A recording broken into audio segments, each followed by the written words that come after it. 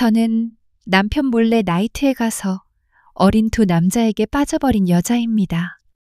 남편과는 마지막으로 밤을 함께한 게 언제였는지도 기억나지 않습니다. 외롭고 메마른 마음은 결국 저를 다른 길로 이끌었습니다.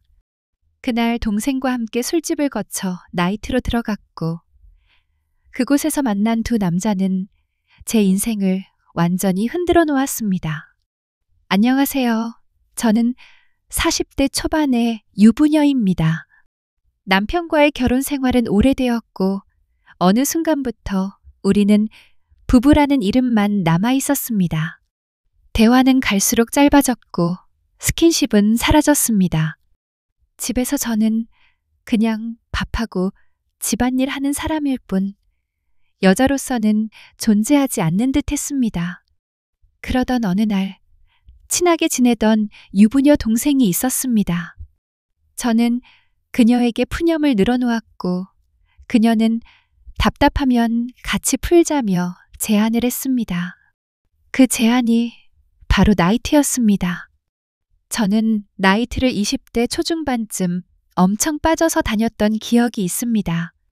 하지만 30대가 되고 결혼하고 나서는 한 번도 가지 않았죠. 그래서 사실 땡기지는 않았는데 동생이 자기도 나이트 안 간 지 오래됐다고 한번 가자. 그래서 결국은 같이 가기로 했습니다. 저희는 바로 나이트에 들어가기엔 시간이 조금 이른 것 같아 먼저 맥주집에 들렀습니다. 시원한 맥주 몇 잔을 들이키며 어느 정도 몸과 기분을 달궜습니다. 몸에 알코올이 퍼지자 긴장도 풀리고 묘한 들뜸이 찾아왔습니다. 거기서 더 마시면 안 될 것 같아 저희는 빠르게 정리하고 나이트로 입장했습니다. 음악은 크게 울려 퍼지고 있었지만 막상 둘러보니 마음에 드는 남자는 없었습니다. 성인 나이트라 그런지 아무리 둘러봐도 대부분 60대, 70대의 나이든 아저씨들이었습니다. 저희는 서로 눈치를 보며 시큰둥해졌습니다.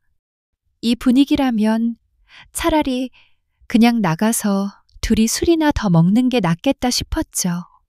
그래서 몇 번의 부킹을 하고 자리를 나가려던 찰나에 한 웨이터가 다가왔습니다. 마지막으로 자기 믿고 한 번만 방에 들어가 보라며 붙잡았습니다. 저는 처음엔 거부하다가 진짜 마지막이다라고 생각하며 따라갔습니다. 그런데 방에 들어가자마자 저는 깜짝 놀랐습니다. 방에는 20대 후반에서 30대 초반쯤 되어 보이는 건장한 남자 2명이 있었습니다. 동생과 저는 눈빛을 교환했습니다. 오늘 제대로 땡 잡았다. 재미있는 하루를 보내겠구나. 서로 같은 생각을 하고 있었습니다. 그리고 그 남자들도 우리를 마음에 들어하는 눈치였습니다. 평소에는 동네 아줌마에 불과한 저였지만 이렇게 꾸미고 나오면 나름 괜찮다는 걸 알고 있었습니다. 그날도 화장과 옷차림에 신경을 썼고 그래서인지 자신감도 조금은 있었습니다. 우리는 서로 인사를 나눈 후 어색함을 떨쳐내기 위해 술게임을 시작했습니다. 잔이 오가며 분위기는 금세 무르익었습니다. 웃음이 끊이질 않았고 스킨십도 과감해지며 분위기는 점점 뜨거워졌습니다. 그렇게 마시다 저희는 다 같이 2차를 가자며 밖으로 나왔습니다. 2차는 룸 형태의 술집이었는데 그 남자애들은 이 동네를 아주 잘 알고 있는 듯 했습니다. 술집 옆 골목으로 전부 호텔과 모텔이더라고요. 저희는 그렇게 술집에서 서로의 파트너를 정해 마주 앉아 술을 마셨습니다. 거기서도 게임은 계속되었고 분위기는 한층 더 가까워졌습니다.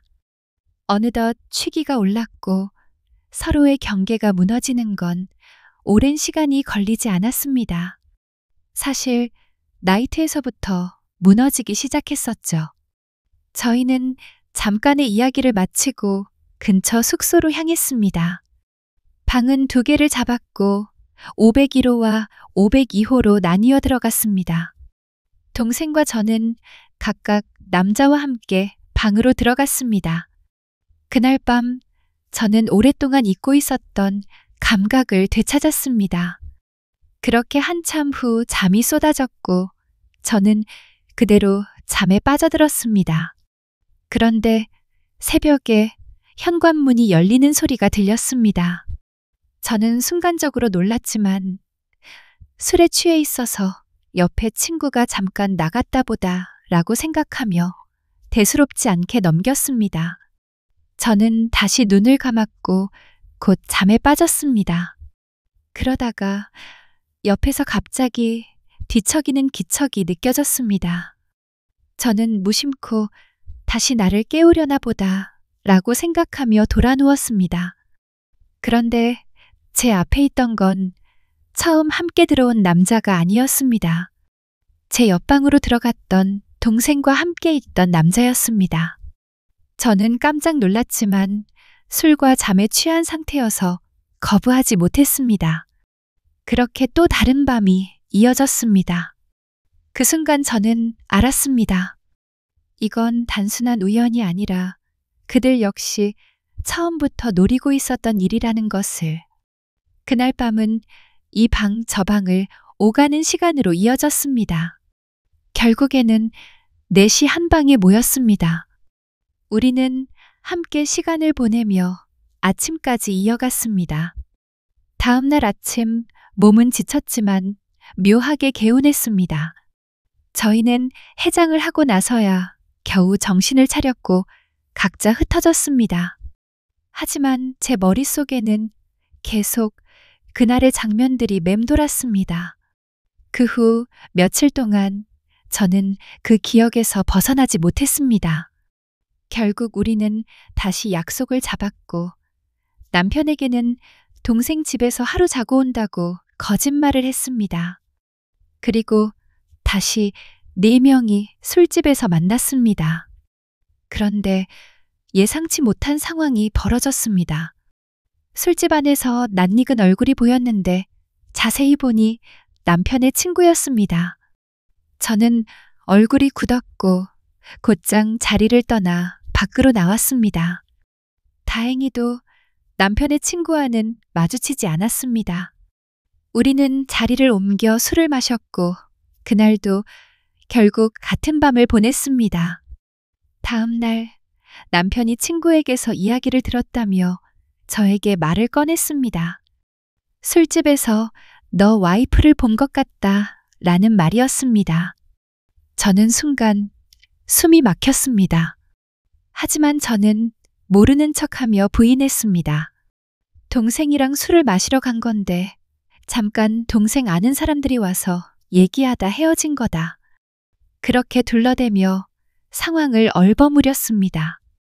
남편은 사진까지 보여주었지만 저는 끝까지 그런 건 아니라고 잡아댔습니다. 그날은 그렇게 상황을 겨우 모면할 수 있었습니다. 그 뒤로는 동생이랑도 연락을 끊고 조심했습니다. 그렇게 1-2달 동안은 아무 일도 없었는데 어느 날 그 남자에게 다시 연락이 오기 시작했습니다. 이번에는 동생 없이 따로 만나자고 하더라고요. 저는 망설였지만 이번이 마지막이다라고 생각하며 결국 약속을 잡았습니다. 약속의 날, 그 남자는 그때 동생이랑 본 남자가 아닌 다른 남자랑 같이 나왔습니다. 저는 당황하며 그 남자에게 왜 남자는 2명인데 나는 혼자냐고 물었습니다. 그러자 그 남자는 저에게 그때 좋아하는 것 같아서 정말 괜찮은 친구로 데려왔다고 했습니다. 저는 어이가 없었지만 제 안에서는 금방 또 다른 기대가 생겼습니다. 그날은 술집으로 가지 않고 바로 방을 잡아 거기서 모든 걸 해결했습니다. 그렇게 저는 또다시 선을 넘었습니다. 그리고 이제 마지막이라고 생각하고 다짐했지만 저는 멈추지 않고 계속 약속을 잡았습니다. 한번 경험을 하고 나니 이제는 제가 빠져나오기가 힘들었습니다. 밖에서 저는 다른 삶을 살고 있지만 그 대가는 언젠가 반드시 돌아오겠죠. 이 길의 끝이 결국 파멸이라는 걸 알기에 언제까지 버틸 수 있을지 두렵기만 합니다. 구독과 좋아요 부탁드립니다. 감사합니다.